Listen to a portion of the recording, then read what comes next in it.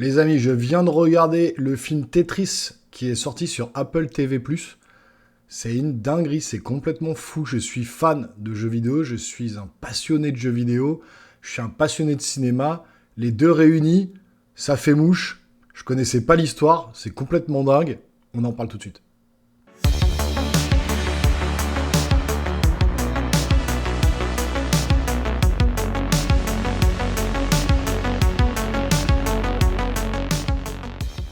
Bon, les amis, je m'attendais pas du tout à ça. Je sais qu'il y avait un film Tetris qui allait sortir. J'avais complètement oublié que c'était sorti ce mois-ci sur Apple TV+. Apple TV qui nous sortent franchement des petites pépites, hein, entre les séries et les films, c'est le top.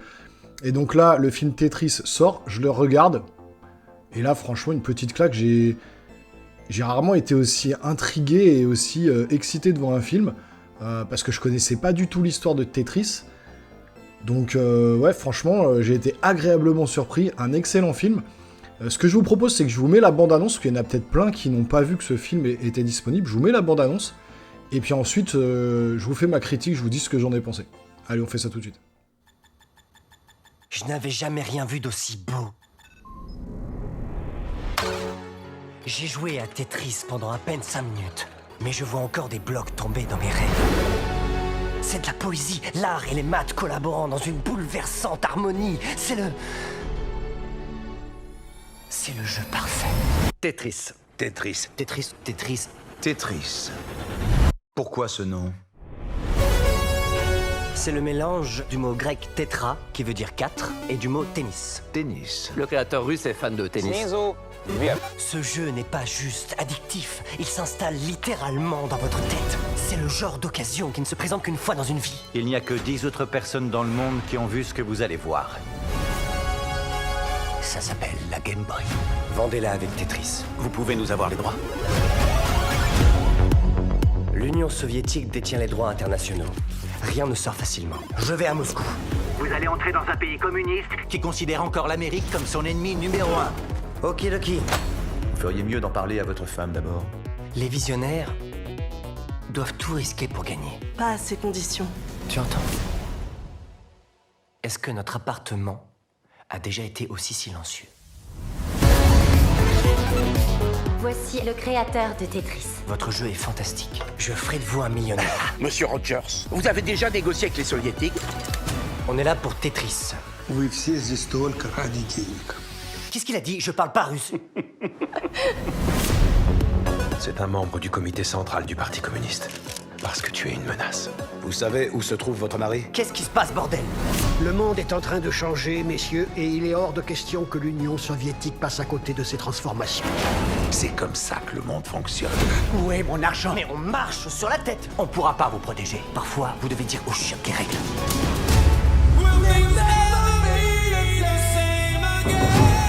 On y va! Allez! Ça, c'est criminel. L'Union soviétique est sur le point d'imploser.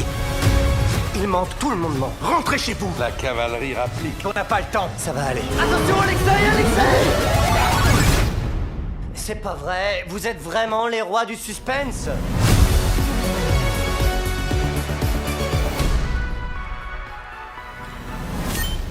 Pas si mal. Bon, je vais essayer de pas trop spoiler dans cette vidéo, parce que si vous êtes passionné de jeux vidéo comme moi, vous allez avoir des petites surprises, des petits frissons à certains moments dans le film, parce que franchement, moi, j'ai surkiffé, vraiment, j'ai trouvé ce film vraiment excellent. Donc dans le rôle principal, on a Taron Egerton, donc excellent acteur, franchement, il joue un super bon rôle. C'est lui qui porte le film, hein, tout le long. C'est vraiment lui qui est à la première place du film, qui est aux premières loges.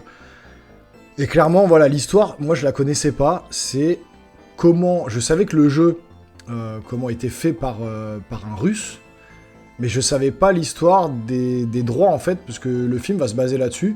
En fait, Hank Rogers, qui est donc joué par Taron Egerton, c'est un peu un développeur de jeux vidéo.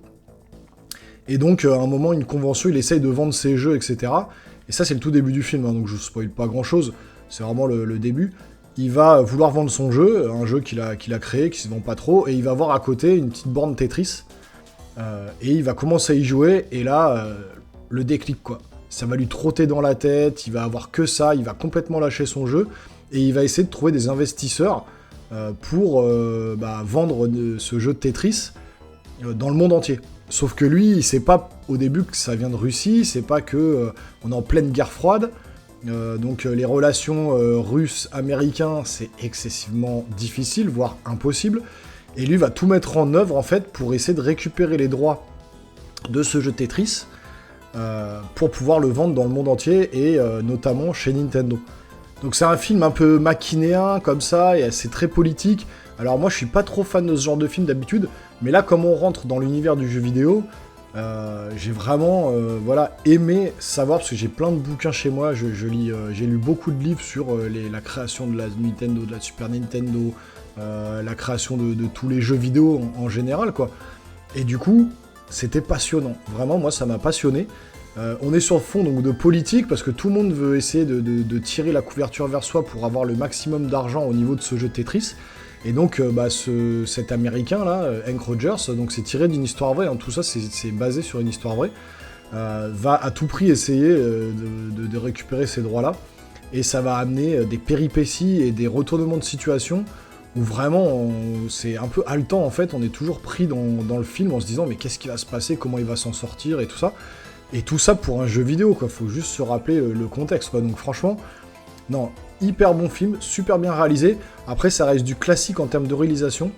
Il y a des très bonnes idées, en tout cas, de réalisation, en espèce de pixel art. C'est-à-dire que vous allez avoir des plans de caméra où, en fait, ça va être en pixel art. Le pixel va se décomposer et on va voir l'image apparaître avec des petits bruits en 8 bits, 16 bits, parce que la bande-son, pareil, est géniale. Des sons, des musiques de Tetris remixées, ça vous trotte dans la tête quand vous regardez le film. Il y a un peu d'action, c'est parfois un peu de thriller.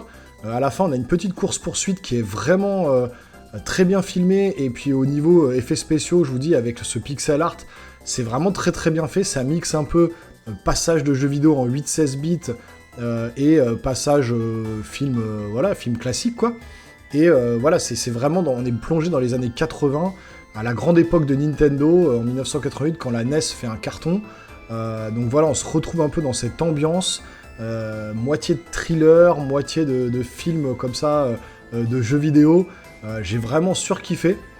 Clairement, Apple TV fait très fort en termes de films et de séries, hein. Ils sortent toujours des super bons films et des super bonnes séries sur cette plateforme, donc je vous conseille d'aller jeter un œil là-dessus.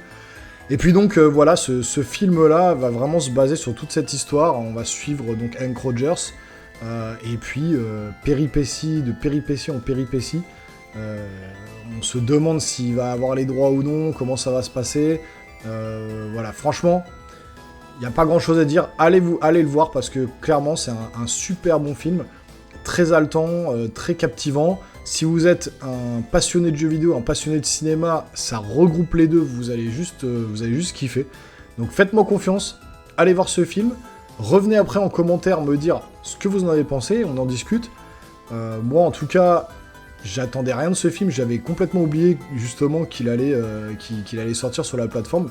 Je l'ai vu comme ça, là, sur une critique YouTube, je me suis aperçu qu'il était sorti. Je dis, bah mince, il faut que j'aille le voir, c'est vrai que j'avais envie de voir justement cette histoire de Tetris que peu de gens, au final, connaissent. Donc voilà, franchement, une bonne surprise, un très bon film, tranquillement posé dans mon canapé, dans ma salle de cinéma, c'était parfait. Donc voilà, foncez voir ce film. À très bientôt sur la chaîne Les Geeks, portez-vous bien, ciao ciao.